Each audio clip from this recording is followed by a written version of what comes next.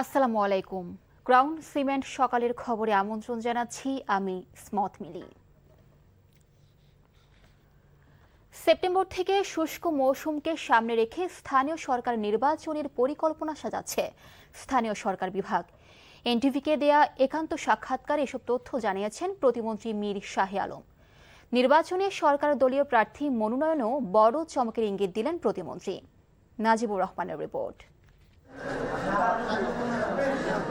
অতীতে স্থানীয় সরকার নির্বাচন ছিল একপাক্ষিক। গেল কয়েক দশক ধরে স্থানীয় পর্যায়ে সেসব নির্বাচনে পছন্দের জনপ্রতিনিধি বেছে নিতে বেগ পেতে হয়েছিল সাধারণ মানুষের। তবে 12ই ফেব্রুয়ারি উৎসব মুখর জাতীয় নির্বাচনের পর এবার অপেক্ষা স্থানীয় জনপ্রতিনিধি নির্বাচনের। এই নির্বাচন কমিশনের অধীনে আবার সিটি কর্পোরেশন এরই মধ্যে বেশ কিছু দল তাদের প্রার্থীও চূড়ান্ত করেছে। এনটিভিকে দেয়া একান্ত সাক্ষাৎকারে এবার স্থানীয় সরকার নির্বাচনের দিনক্ষণ নিয়ে স্পষ্ট করেছেন মন্ত্রণালয়ের প্রতিমন্ত্রী ও বগুড়া 2 আসনের সংসদ সদস্য মীর শাহে আলম। অবশ্যই আমরা সেপ্টেম্বর অক্টোবর শুষ্ক মৌসুমে নির্বাচন শুরু করব।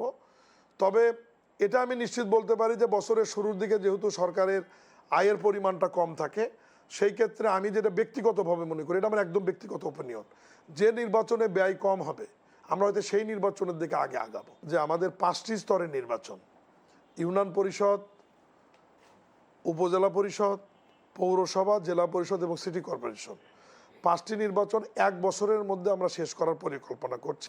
কারা পাচ্ছেন দলীয় মনোনয়ন, এমন প্রশ্নেরও উত্তর দিয়েছেন সরকারের এই প্রতিমন্ত্রী। বর্তমান প্রশাসকদের স্থানীয় সরকার নির্বাচনে অংশ নিতে বাধা নেই বলেও জানান তিনি। আমরা যেহেতু মনোনয়ন দিচ্ছি না দলীয়ভাবে, অতএব প্রশাসকরা যদি মনে করে যে আমরা নির্বাচন করব, তারা পদত্যাগ করে নির্বাচন করতে পারে।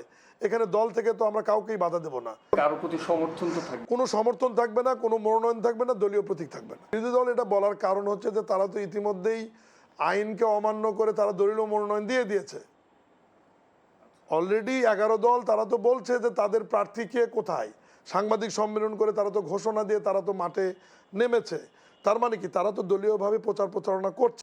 তবে দলীয় মনোনয়ন কিংবা সমর্থনের ক্ষেত্রে প্রধানমন্ত্রী ও বিএনপি চেয়ারম্যান তারেক রহমানের সিদ্ধান্ত চূড়ান্ত বলে জানিয়েছেন প্রতিমন্ত্রী মীর শাহে আলম।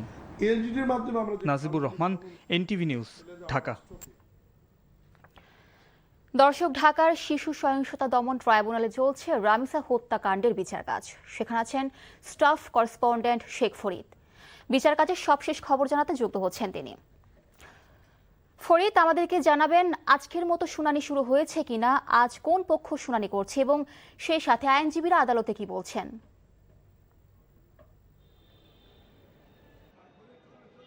জি, কিছুক্ষণ আগে বলা চলে যে 8:30 বাজে আসামিদেরকে আদালতে আনা হয়েছে, তাদেরকে রাখা হয়েছে আদালতের হাজতখানায়, কিন্তু এখনও পর্যন্ত শুনানি শুরু হয়নি। শুনানি শুরু হবে কিছুক্ষণ পরে। আর আজকে যে বিষয়টি সবচেয়ে বলে রাখা দরকার, আজকে আত্মপক্ষ শুনানির কথা কিন্তু রয়েছে, যেটি 142 ধারা, যেটি 44 আত্মপক্ষ শুনানির জন্য যে কথা বলা হয়েছে। আসামিরা কিন্তু আজকে কথা বলার সুযোগ পাবে এবং এই গতকালকে যেমন 16 জন সাক্ষী কিন্তু সাক্ষ্য দিয়েছিলেন আদালতে এবং সাক্ষ্য দিয়ে দেওয়ার সময় কিন্তু উঠে এসেছে আসলে এই মামলাকে শক্তিশালী করেছে, যেন অপরাধীরা যেন অপরাধ এখানে আসলে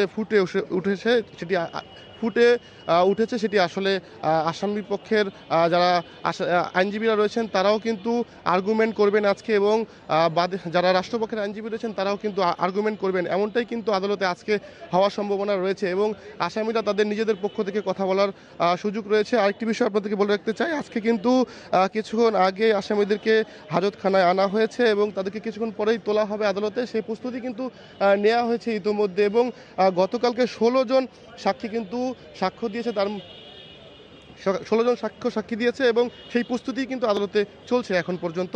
এবং আপনারা দেখতে পাচ্ছেন যে পুলিশ কিন্তু সেই প্রস্তুতি নিচ্ছে, আসামিদেরকে আদালতে তোলা হবে। এই ছিল আত্মপক্ষ শুনানির ব্যাপারে, কিন্তু কিছুক্ষণ পরে শুনানি শুরু হবে আদালত অঙ্গন থেকে। জানছিলাম রামিসা হত্যার বিচারের সবশেষ অবস্থা।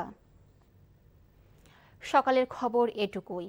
এই খবরের ভিডিও সহ আপডেট জানতে ভিজিট করুন এনটিভি অনলাইন www.ntvbd.com। এছাড়াও এনটিভির জনপ্রিয় সব অনুষ্ঠান ও খবরের আপডেট জানতে ভিজিট করুন আমাদের ইউটিউব ও ভেরিফাইড ফেসবুক পেজে। 12টায় মধ্যাহ্নের খবর দেখার আমন্ত্রণ রইল। ধন্যবাদ সবাইকে।